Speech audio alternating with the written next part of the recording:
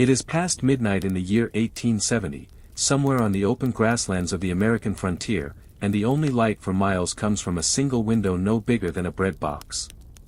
Inside that window, a family of 5 is doing something we almost never think about when we picture the Old West. They are sleeping. Not riding, not shooting, not panning for gold. Sleeping. And if you have ever wondered what that actually looked like, what it sounded like, what it smelled like, what kept a person lying awake in the dark 200 miles from the nearest doctor, you are about to find out. Because surviving the day on the frontier was only half the battle. Surviving the night was the other half, and it was a battle almost nobody talks about. By 1870, the United States government had already given away tens of millions of acres of land to ordinary citizens willing to go west and prove they could work it. The Homestead Act of 1862 promised 160 acres to almost anyone willing to build a home, farm the land, and stay put for 5 years. It sounded like a simple deal. Move west, build a cabin, plant some crops, and the land is yours. But nobody warned these families about the nights.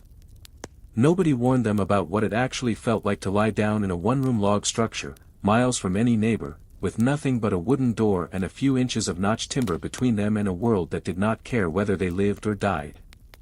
To understand that night, we first have to understand the cabin itself, because the cabin was not just a shelter. It was a machine for survival, built with almost nothing, by people who often had never built anything like it before. Picture a young couple, newly arrived from back east, or perhaps immigrants who had just stepped off a ship in New York and kept moving until the land got cheap and the crowds disappeared. They might have come from Illinois, from Missouri, or straight from Germany, Sweden, or Ireland, drawn by advertisements promising fertile soil and a fresh start. When they finally reached their claim, there was no cabin waiting for them. There was only grass, sky, and silence. Building a home was the very first task, and it had to happen fast, because winter on the plains did not wait for anyone. Most frontier families built what historians call a single-pen log cabin, one simple rectangular room, usually no larger than 16 by 20 feet, roughly the size of a modern two-car garage.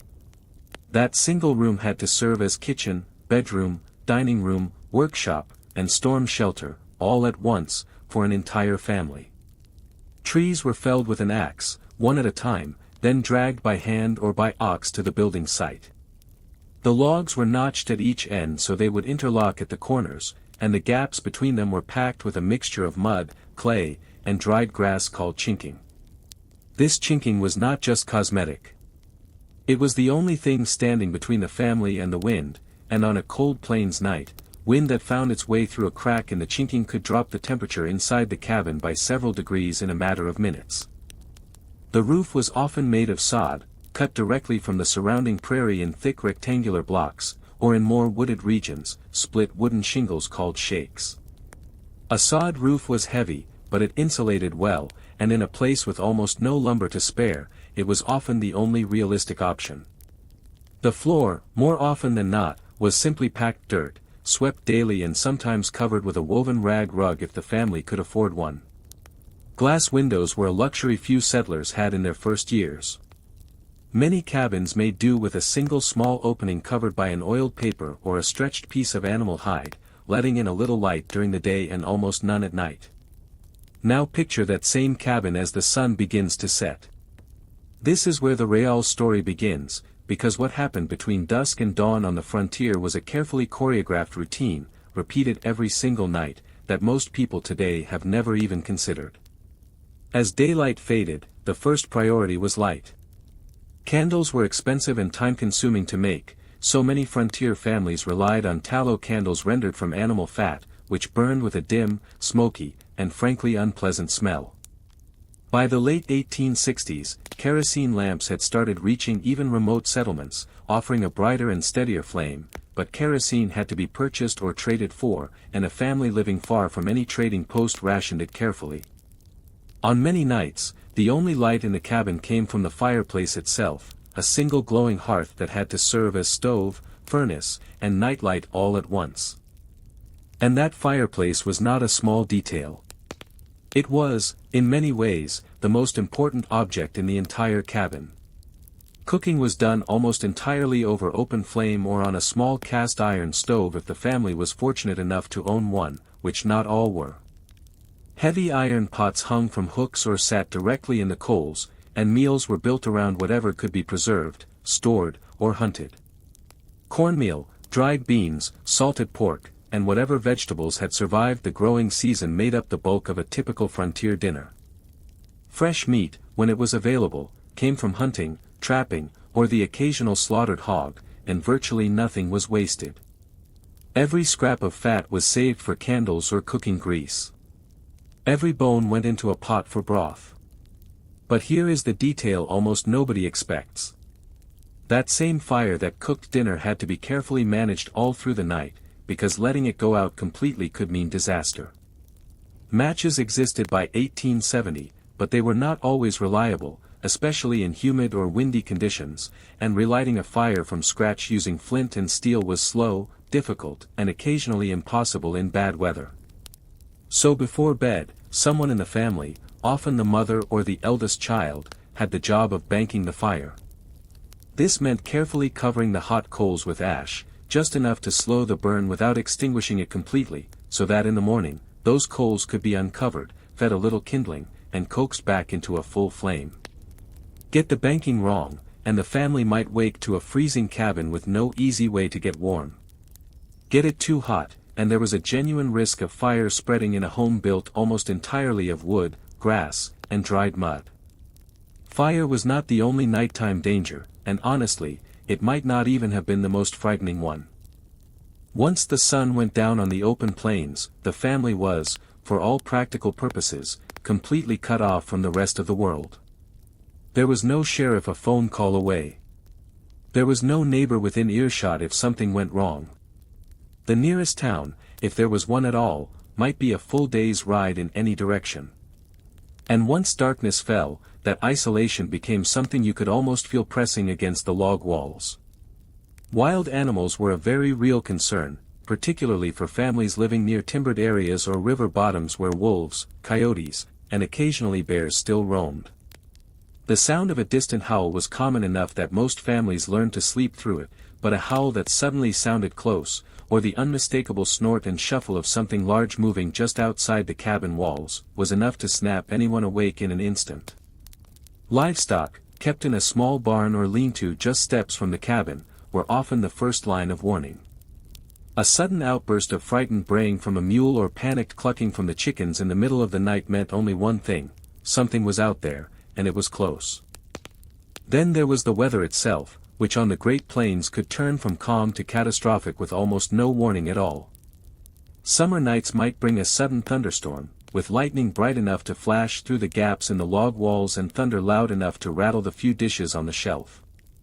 Tornadoes, though families of the era did not fully understand the science behind them, were an accepted and terrifying possibility, and many settlers learned to read the sky for a particular greenish tint or an eerie stillness that seasoned neighbors warned them to fear. Winter brought its own horror in the form of the blizzard, a storm so sudden and so blinding that settlers told stories for generations about people freezing to death mere feet from their own front door, having lost all sense of direction in a whiteout so complete they could not see their own hand. And through all of this, the family slept together, often in the same room, sometimes in the very same bed. This is a detail that surprises a lot of modern viewers. In a single-room cabin, there was rarely space, lumber, or money for separate bedrooms. Parents and children commonly shared the same open sleeping area, sometimes on a single large bed frame strung with rope to support a straw-filled mattress called a tick, and sometimes on simple pallets laid directly on the floor. Older children might sleep in a small loft space tucked under the roofline, accessible by a ladder, which offered a small measure of privacy and also took advantage of the fact that warm air rises, making the loft slightly more comfortable on brutally cold nights. Younger children often slept closest to their parents, both for warmth and, unspoken but very real, for protection. Warmth itself was a nightly negotiation. Quilts were treasured possessions, often hand-stitched over months using scraps of worn-out clothing, and a family's collection of quilts said a great deal about their resourcefulness. On the coldest nights, every quilt in the house might end up on a single bed, with family members sleeping in layers of clothing rather than nightgowns, because the fire, however carefully banked, simply could not keep a drafty log cabin warm until sunrise. Some families even brought heated stones or bricks, warmed in the coals before bed and wrapped in cloth, to place at the foot of the bed like a primitive hot water bottle. It is a small detail, but it tells you everything about how much thought and effort went into simply staying warm enough to survive until morning. And then there was the silence, which in its own way might have been the strangest part of all for anyone raised in a town or city back east.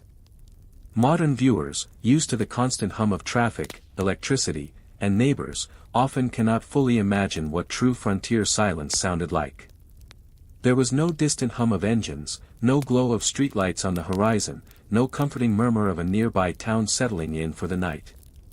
There was only wind moving through grass that stretched to the horizon in every direction, the occasional creak of the cabin settling, the soft shifting of livestock in the barn, and, underneath it all, the enormous, humbling silence of a landscape that had not changed in thousands of years and did not care that a single family had decided to make their home upon it.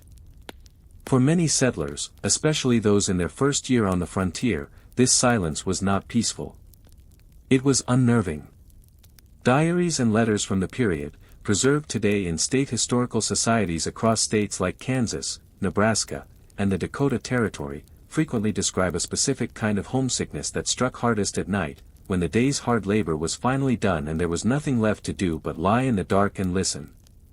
Women in particular often wrote about the isolation, separated not just from extended family but from any other female companionship for weeks or even months at a time. A trip to visit the nearest neighbor might mean a journey of several miles on foot or by wagon, not something to be undertaken lightly, especially with small children in tow. Illness added another layer of quiet dread to every single night. Without a doctor for miles, a fever that seemed manageable at bedtime could turn frightening by 2 in the morning. Frontier families relied heavily on home remedies passed down through generations, herbal poultices, willow bark for pain, and a great deal of hope. A sick child crying in the darkness was one of the most common and most agonizing sounds inside a frontier cabin, and parents often lay awake not from any external threat, but from the internal terror of not knowing whether morning would bring recovery or tragedy. Infant and child mortality rates during this period were significantly higher than they are today, and that grim statistic was not an abstract historical fact to these families. It was a fear they carried into bed with them every single night. And yet, in the middle of all this hardship, there was also something remarkably steady about frontier nights, a rhythm that gave people just enough structure to keep going. Bedtime itself typically came early, dictated almost entirely by the setting sun, since artificial light was too precious and too limited to burn long into the evening. Families often gathered for a final activity before sleep, reading aloud from a family Bible by candlelight being one of the most common, since it was frequently the only book many households owned. Others might mend clothing, sharpen tools for the next day, or simply sit together near the dying fire and talk about the work ahead. This quiet routine, simple as it sounds, served an important purpose. It marked the boundary between the exhausting labor of the day and the vulnerable stillness of the night, giving families a small sense of control over an environment that otherwise offered very little. Prayers were common before sleep, not just as ritual but as genuine comfort, a way of handing over the uncertainties of the night to something larger than themselves. Many diaries from the era describe a specific evening prayer asking for protection through the night and safe waking in the morning, a request that, given everything we now understand about frontier dangers, was far from a mere formality. As the fire dimmed to its last glowing embers and the family settled into their shared bed or scattered pallets, the cabin would fall into what can only be described as a fragile kind of peace. Outside, the prairie wind continued its endless movement across grass that stretched toward every horizon. Somewhere in the darkness, a coyote might call, answered by another farther off. The livestock would shift and settle in the small barn just steps away. And inside, 5 or 6 or 7 people, exhausted from a day of backbreaking labor, would drift into a sleep that was never quite as deep or as careless as sleep back in a settled town, because some small part of the mind, honed by necessity, remained alert to any sound that did not belong. Morning came early and without mercy. There was no snooze button on the frontier. The rooster, if the family owned one, or simply the first hint of gray light through the single small window, signaled that it was time to begin again. The fire had to be uncovered and coaxed back to life. Livestock needed feeding. Water needed hauling, often from a well or creek some distance from the cabin. And whatever had happened during the night, whether it was a sleepless vigil over a sick child, a startling noise that turned out to be nothing, or simply an uneventful, exhausted sleep, the demands of frontier life did not pause to acknowledge it. The sun rose, and the work began again. When we look back at this period from the comfort of our own homes, with their locked doors, their electric lights, and their heating systems that never need to be banked in ash overnight, it is easy to romanticize the frontier. We picture wide open spaces, freedom, and adventure. And in some ways, that picture is true. But spend one night, even just in imagination, inside that single-room cabin, and a different picture emerges. It is a picture of quiet, relentless courage. Of parents lying awake listening for danger they could not see. Of children learning to fall asleep to the sound of wind instead of city noise. Of an entire way of life built, quite literally, log by log, against a darkness that offered no guarantees. The families who endured those nights, who built those cabins with their own hands and kept those fires alive until morning, laid the foundation, sometimes literally, for towns and cities that would rise across the plains in the decades that followed. Their survival was not glamorous. It was not the stuff of the dime novels that were already romanticizing the West even as it was still being settled. It was quiet, exhausting, and deeply human, built on nothing more than fire, timber, and the simple determination to see one more sunrise. And perhaps that is the real story hidden inside that tiny lit window on the dark prairie. Not gunfights, not gold rushes, not the myths we usually associate with the Old West, but something far more universal. The story of ordinary people, doing whatever it took, night after night, to keep their families safe until morning. If you had lived on the frontier in 1870, do you think you could have handled the silence of that first night alone on the open prairie, or do you think it would have broken you before morning ever came? Tell us honestly in the comments below.